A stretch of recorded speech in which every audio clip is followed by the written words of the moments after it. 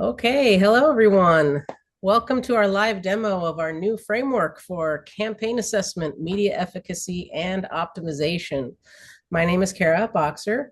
I'm pleased to welcome you to this demonstration of how Heart+Mind Strategies works with brands, associations, destinations, you name it, to uncover and connect you to the human truths and the dynamics of human choice making to deliver campaigns that win.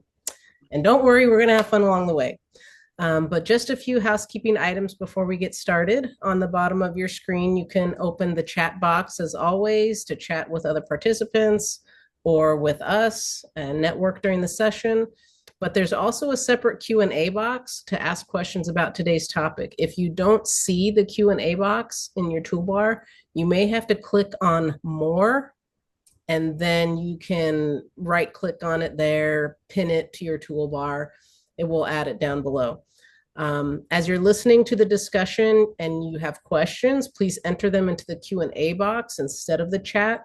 You can also upvote on questions that others are asking, and we'll keep an eye on these and make time to answer some of your questions as we go or at the end. There's also an option to turn on captions if you need those.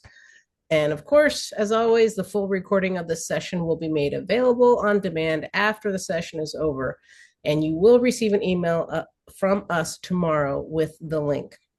So now I'd like to turn you over to our enigmatic host for today's discussion, Ben Custer. Take it away, Thanks so Ben. much, Kara. And thanks everybody for joining us today. We're excited to share framework. Bear with me for a moment as I navigate the screens to share my screen. Hopefully the most challenging part of the process I'll have to endure. But if I've done my job correctly, you can see the screen. Building Looks good, smarter Ben. communication campaigns. Thanks, Kara. So one thing I've come to learn is that as market researchers, we love asking questions. They help us learn more about the wild and crazy world we live in, understand people, and they make us smarter. And if there's one thing researchers love more than a good question, it's a good framework. I'm not sure there's such a thing as the noble truths of market research, but if there is, I'm pretty sure that's one of them. Ingredients are our questions, right? We use them to cook things up, and frameworks, they kind of serve a function of like our recipe, right? It's a way to use those ingredients in a more purposeful way and get a desired outcome. So today I'm excited to share with you a framework I've been developing and hopefully start cooking up some good insights.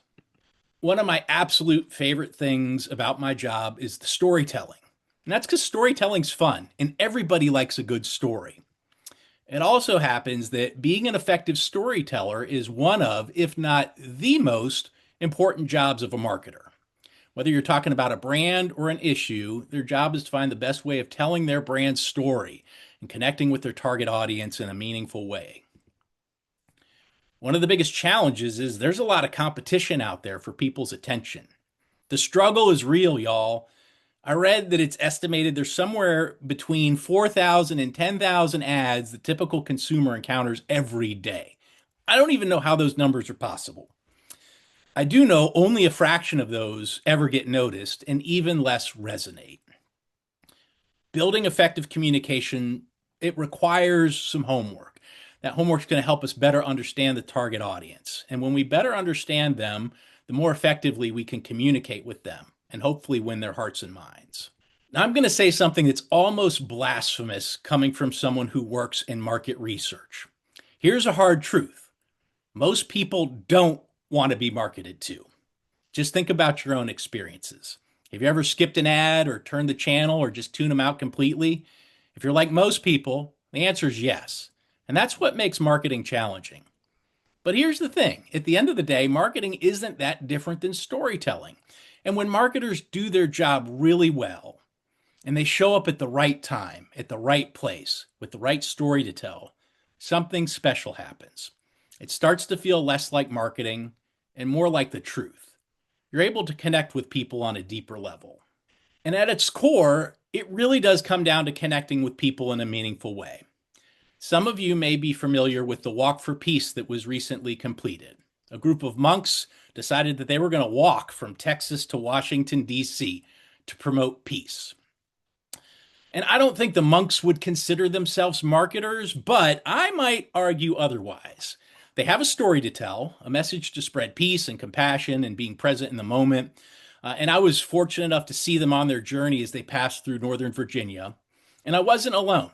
There were hundreds of people lining the street to express their support, people from all walks of life. It was a moving experience, figuratively and literally. And clearly, their message resonated with others in a meaningful way. And as they passed by, you can see from these pictures here, one of the monks extended his hand and passed a flower to my wife as a gesture of peace. So, talk about being at the right place at the right time. And look, I've done a fair bit of market research to test ideas for advertisements. And let me tell you, puppies and babies, they seem to be some kind of secret weapon because they always test extremely well. And I followed the monk's journey on social media, and guess what I saw? Well, maybe it's not so much of a secret weapon after all, right? Lots of photos of babies and puppies. So you can't tell me these guys aren't marketers. They know what's up. So I might have been inspired by this idea of a journey or maybe the quest for some kind of holy grail full of secret marketing sauce. But I've been thinking about how to transcend marketing and connect with people in a more meaningful way. How do we show up in the moment? How do we inspire them? How do we make them feel seen? That's exactly what this framework is designed to do. It's a roadmap to study the market and understand where the best opportunities are, and ultimately how to get the right message in front of the right people. We call it campaign assessment, media efficiency, and optimization, as it integrates a series of customized research solutions to build messaging strategy and tactics for more effective communication campaigns. When you think about it, research is a learning process. We have questions, we gather information, we learn, we apply those insights, and we look at the results. This often sets up new questions. It creates new research needs. So it's a lot like a journey. And one of the ways to make a journey more efficient is to have a map. Our framework provides insight to build smarter campaigns and to help our clients communicate with confidence. It reduces uncertainty, allows you to manage resources more efficiently, and helps demonstrate a return on marketing investments. The research shapes our thinking and it informs our strategy, helps us identify priorities, that guides business decisions, and then can validate impact. And when used throughout the campaign process from design to delivery, it's a very powerful tool. But don't take my word for it. Here's a nice quote from Sarah Miles. She's the Global Communication Director for McDonald's. She says, executives respond strongly to anything that helps them prioritize spend. When your data and measurement become an enablement tool, you can tell a stronger story and secure the funding you need. I got to say, the quote really resonates with me because I don't want to conduct market research for the sake of conducting market research. I want to use that research to get smarter and make better decisions, which is the essence of our framework. Data-driven insights become valuable when you can do something with them. And when thinking about the life cycle of a communications campaign, there are lots of opportunities to use that research to make smarter decisions.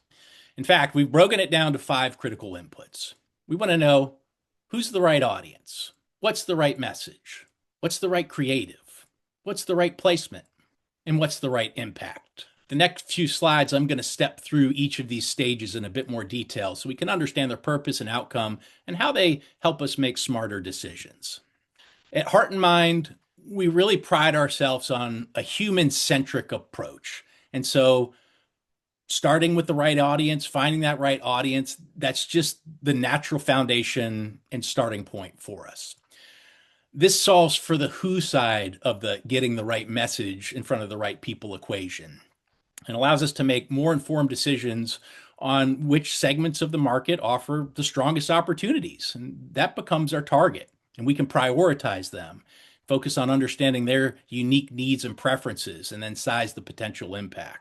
We found that segmentation is an extremely effective tool at this phase to help us dissect the market and get a better understanding of it and find which segments are most likely to engage and are good candidates for us to be targets for our campaign. And we have a few different tools we can use to accomplish that, some being purely data-driven, like latent class modeling, but others being self-defined or theoretical in nature, like a priori segmentation. Regardless of our approach, We're going to examine the market.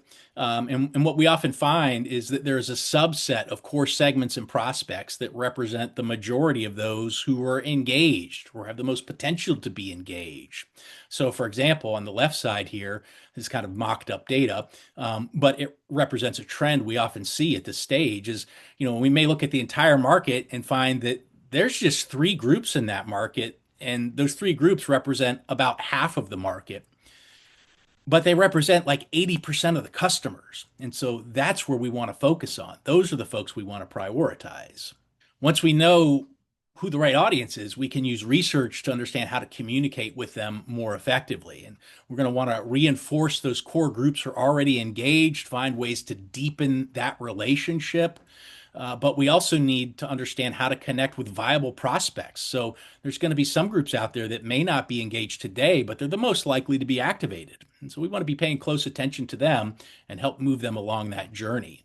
And when we're able to focus our attention on specific segments rather than the entire market and all the noise out there, then we can tailor our messaging in a way to better connect with them.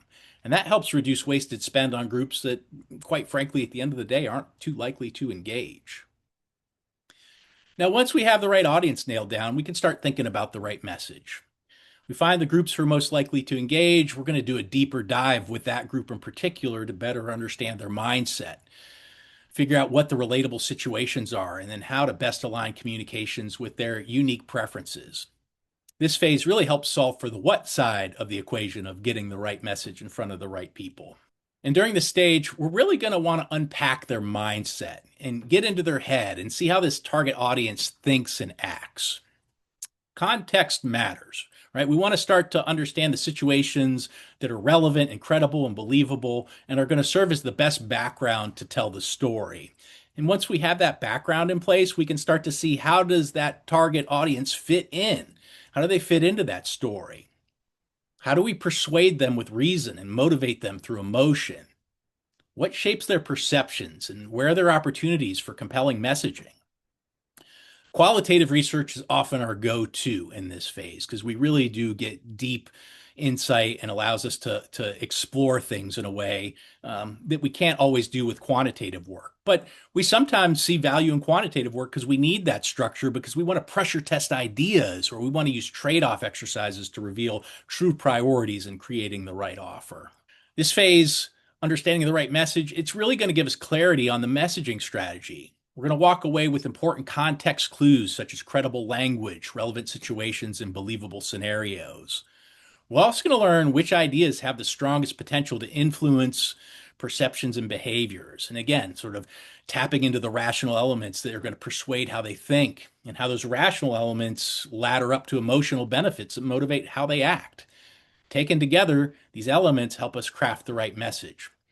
And it also helps to nicely inform the creative brief. So we're going to start to transition to that part where the creative brief comes to life. Once we have the right audience, the right message, we transition our work to more of a tactical focus, and the research starts to serve as more of a diagnostic for various creative assets we want to test. It's going to tell us the how when it comes to effective communications. Our purpose in this phase is to find the best way of telling that story. We'll often tap into the insights from those first two phases around the right audience and the right message to build an evidence-based creative brief. And that brief, in turn, is used to develop different assets to test creative. It might be messaging, it might be advertising concepts, a whole different range of ways that comes to life. And depending on what those needs are, we will use concept assessment or message testing or language optimization research to evaluate the concepts and find what's the right creative execution to tell that story. We can use a mix of qualitative and quantitative tools at this phase and scale based on the needs of the project. But ultimately, the research for the creative is going to help us understand the most effective elements and where there's opportunity to refine and make them even stronger. That's really the takeaway, right? Learning from this phase is going to give us focus and find us pick the best way to tell the story. So of all the different creative assets we test, which one has the greatest opportunity? What's going to grab attention and how can we use that to engage the target and influence in how they think and act? Okay, so at this point, we got the right audience, we got the right message, and we've got the right creative. Now we need to focus on the right placement. The focus at this phase is all about meeting the target where they are. It's going to tell us the where and the when. And our goal is to understand media and lifestyle habits of that target audience so we can meet them where they are and tailor our media buy for the right placement. This typically involves quantitative research that's going to focus on lifestyle and media consumption. But in some cases, we take it even further with customer journey work and database mapping. The insights we get from the research are going to help us build unique lifestyle and media profiles. And you can kind of see some examples of what that might look like here that we've mocked up on this slide. These are going to tell us for our target audience, what types of activities are they involved in related to media and what are their preferred channels? And beyond the channels, what type of content do they like? And as you look across different segments, you can see some things that are kind of table stakes for everyone and other things that are kind of unique signals that really do give you disproportionate access to your target audience. And when we have that information, that's going to be really useful when it comes to media planning. Those profiles are going to shape the decisions related to planning and give us greater confidence in our media buy that we're getting in front of the people where they already are. And when we know those lifestyle and media habits beyond just simple demographics, it removes a lot of the guesswork out of media planning and helps us make sure we have the right mix to meet the target where they already are. Final phase helps us understand the impact of the campaign and kind of tells us the so what. One of the core functions here is to help quantify the impact. It helps answer questions such as how did levels of awareness and consideration change as a result of being exposed to our campaign? And when they're expanded to our messaging, what kind of impact did that have on their attitudes and behaviors?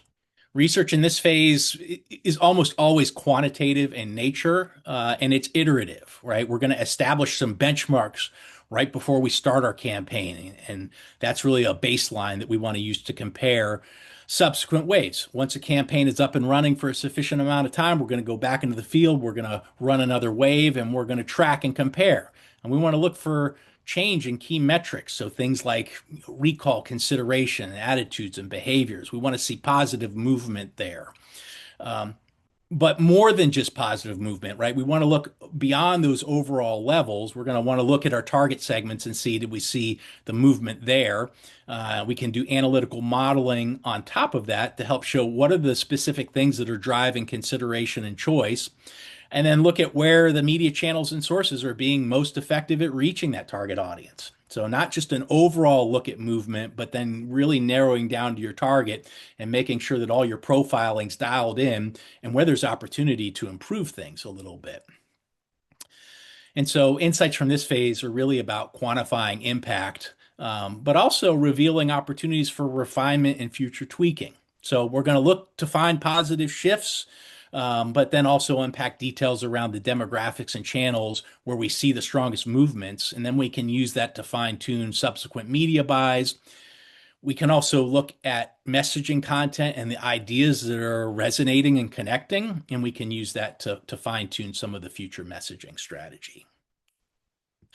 So while the framework I've walked through is relatively new, it's also totally not new. I mean, all these individual components, we've been doing this for years from day one at Heart+Mind Strategies in all different ways. I've just kind of stitched it together based on my experience and seeing how it all fits together into more of a comprehensive framework and how we can use that in a modular, iterative way to just continually get smarter and make better decisions all the way from the initial design of a campaign all the way through execution and then looking at results.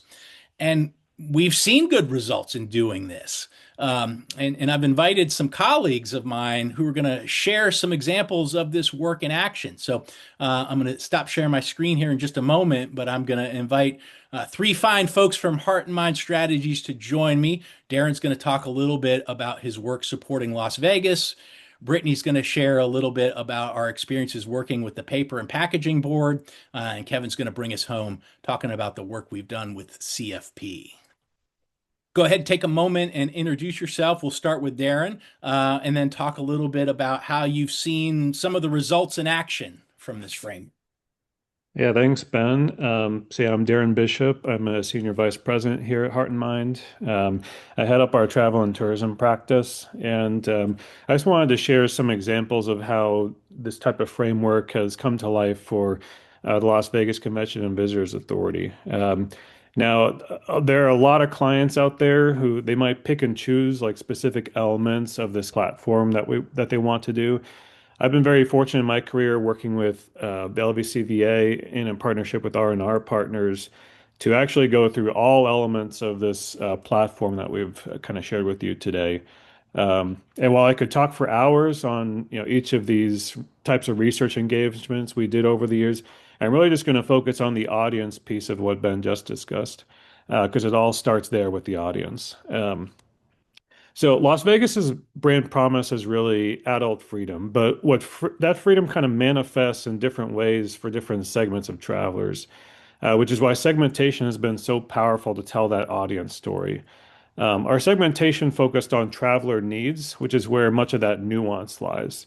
So while you might have one segment of travelers who might see freedom as like an antidote for having to kind of mute themselves in their personal lives every day, others may see adult freedom simply as a way to indulge and treat themselves as more of an escape from the discipline that they have to show in their day-to-day lives. So in fact, the way we've kind of done this is we created some playing cards that kind of demonstrate for each segment how they are in their personal life and the needs that they express and that context, and then how it bridges over to for Las Vegas, how that the different things that they do and the way they fulfill those needs through the experiences. And so we put together kind of like these playing cards for all the it was five segments that we had highlighted, and it became a great way to kind of socialize those results. The other thing is a lot of the insights from a segmentation, they kind of lead very nicely into other areas. So, for example, getting metrics on channels that they and programmatic content that they're consuming, as well as understanding that kind of context of needs and how it bridges to fulfillment, that gives a lot of fodder for how the messaging comes to life as well. So that's just one example with Las Vegas. I'll go ahead and hand it over to Brittany to talk about her example. Thanks, Darren. I'm going to talk a little bit about paper and packaging board. Now, Vegas, it sets a pretty high bar and tough act to follow. But that kind of excitement and passion and interest and support that you can build for a brand like Vegas also translates to other industries. And paper and packaging board came to us looking to build that kind of passion and support for their industry. So, like Darren did with Vegas, we did some segmentation work, trying to understand who's that right audience that we need to talk to. And from through that segmentation and that foundational research, we found an important segment. We call them the expressives, or people who are natural supporters for the benefits of paper and paper-based packaging, and who are already out there and would be a good full position to advocate for us. So from there, building on that research, we moved into our values-based messaging research to create a strategy to tailor the rational and emotional benefits of using paper that would resonate with those expressives. And what we found out of that research is, what connected with the expressives was that they like that paper is renewable, it's recyclable, and that's like the rational side, and that's important to know. But ultimately, what that leads up to at the end of the day is that matters to them because it gives them peace of mind and it makes them feel good about using paper. So we wanted to leverage that and build on that. All right, so now we didn't create playing cards for this audience in this study, but our research also led to a degree of creativity and a way to personalize and humanize the brand by creating mascots. So I want to introduce you to first Casey, who is our paper-based packaging mascot. He's strong and tough. Will take care of your things. Just emphasizes the durability and protectiveness of paper-based packaging. And then we also had Paige, who was on the paper side, emphasizing that paper is professional and buttoned up and can make you look good when you're using it. So those mascots led into a series of ad campaign And we did some tracking research and testing afterwards to find that the ads helped increase favorability and position paper and packaging as part of the solution to today's environmental concerns. So, yeah, I'll hand this off to Kevin, who can talk about another industry that also uses a lot of paper. Thanks, Brittany. Appreciate it. Afternoon, everybody. My name is Kevin. I'm a Senior Solutions Manager here at Heart+Mind Strategies. So one of the more recent examples of projects that I've worked on that I can speak to with this framework is for the work that we did with the Certified Financial Planner Board. So they're leading a certification industry for financial planners. They also do a lot of communication activities for messaging against the importance of having a financial plan and working with a financial planner to create that plan to give you more confidence in your finance today and a feeling of security in your finances moving forward. So, as with all of these studies, started off with a segmentation. The main catalyst of working with them came from this idea of shifting their brand strategy from a inside out approach, which was really focused on what the brand can bring to the market, hyper focused on the value that it's bringing, versus our recommendation of the outside in, which is really focused more on the human aspect, as Ben touched on earlier in the presentation, focusing on what are their needs that the brand can help impact, and then linking the two through our messaging and our communication. So started off with a segmentation to really understand, well, who is that human on the outside that we're targeting and we're going after. So segmentation work and the analysis done on the back end was helped to create who that core is. And also in this instance, we actually broadened who we were looking at. And then once we had established that, similar to the projects that Brittany and Darren just walked through, engaged in messaging and communications work to understand qualitatively how we can message appropriately to meet those needs that those members of the core audience have. And then lastly, a real critical element here is the impact, measuring that. We have several brand trackers that we utilize with the CFP board to show and demonstrate the impact that the campaign having is sending us in the right direction, is sending us to meet those KPIs and business objectives that are set out at the beginning of this work. So I don't have cute mascots, although I might recommend that the CFP board do look into that. I don't have playing cards, but what I do have is this, which is a David Ogilvy Award that was given, and I'm going to put this down before I break it. So the main reason that I bring that up here is that a criterion for winning that award is being able to show the measured impact of the research and data observations that come out of the framework that we have just been sharing that link back to the campaign success, and really being able to show that measurable impact backed by the data that we're providing. So we're able to do that. We're able to show that through our CFP work. So at the end of last year, we were awarded with the David Ogilvy. So very excited to be able to share that. So no mascots, no trading cards, but Brittany, Darren, any Ogilvies to show for this research on your end? Not yet, but get back to me next year. Kevin, I don't have one of those, but I do have a couple of these here. So always got to one up me, Darren. I see. And we have another one back at HQ, but yeah, we have a couple Ogilvies and travel for Las Vegas and for Boston. That's great, guys. So 3 very different campaigns, 3 very different success stories, but all rooted within the very elements of this framework. And so you can see why we're excited to share it. We've seen the value in action. We see the results it delivers.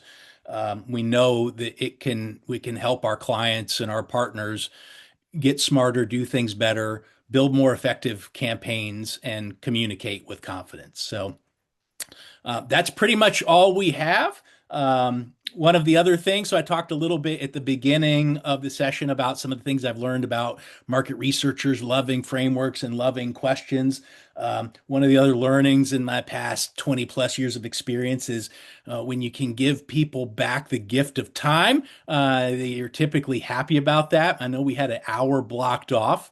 Hey, Ben, there is a question actually. There is? Okay, I was going to say we're gonna There's a move to question some in the Q&A. Yeah, And the Q&A is, do you always use all the steps to the framework? yes, excellent question. So one of the things that we love about the framework is it affords maximum flexibility, right? And in reality, so let me tell another personal story here. This is the origin story for me of this framework. Many years ago, when I was a young Padawan researcher accompanying a consultant to present some results for a brand positioning study, the client asked the senior consultant a question. Right. And maybe this is a question they didn't like, but he said, well, this brand positioning is great. I know you guys do other things like segmentation research and values research and tracking research and messaging development. Like, how's it all fit together? Like, what's the sequence? And it was like the most consultant response possible. It depends, right? But there is a little bit of truth in that, right? It really does depend on an individual client and their needs and where they are in the campaign process. So ideally, if they are early on and they haven't done anything, then there's the opportunity to do it all. But that's not always the case. We work with clients sometimes where they know their target audience and they got to get right into like, how do we build a message to connect with them? Other cases, they actually have a pretty good sense of what their messaging strategy is. So they got the right audience, they got the right message. They got to figure out how to deliver it, right? It's executional. And so they come to us and we work with concept development and we build things out. Other cases, they've got that done. And they need a way to like, hey, what's the impact, right? We need to see if we're making a difference, in which case we come in and we offer the later end of that. So it's not requisite to do all steps. It's really what's going to best meet your individual needs, and then we're going to tailor a solution to fit with that. So I see another question, which is what is unique or different about your framework from what I see in other consulting firms? Um, well, I mean, fair question. I don't know what you've seen in other frameworks from consulting firms, but what I like to say is I think what makes us different is the results in action. It's kind of the back and forth discussion we had here with Darren, Brittany, and Kevin. I wanted to show how our research comes to life, right? It's not just research for the sake of research. It's about research to drive decisions and to take action. And it goes beyond, like the research in some ways has this shelf life beyond research. So whether it's, we can create these really cool trading cards to help socialize and better understand your audience, or we use research to help find mascots that will help us tell the story and get people invested because it's a fun personal story. Or if it's a fact that, we've been recognized with industry awards from, the results of the different phases of this framework all coming together and helping support a campaign, right? The campaign was clearly defined, research helped move the needle, there was good execution, and then measurable results of success. So I would hope that, at least one of the things that separates our framework is how you see it in action and some of the results that it delivers. But good question.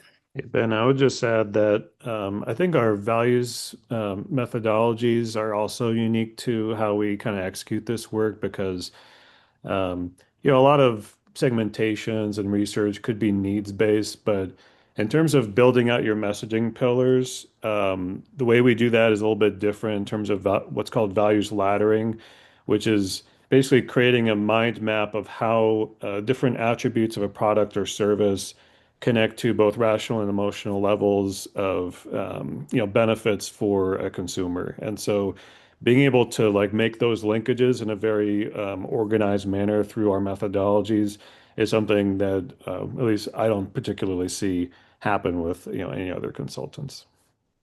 Yeah, that's a good point. I mean, a lot of people will talk the values game, but the methodological rigor behind our approach to it is a little next level, right? I mean, we really do leverage means ends theory, and there's it's rooted in academic work, and we've got a whole nother rack of discipline frameworks around how we approach values research, and even that is to some degree scalable. But if we want to go really deep on that, that's right. We've got really deep expertise and tools to do that in a way that I don't know that other consultancies can do quite the same way.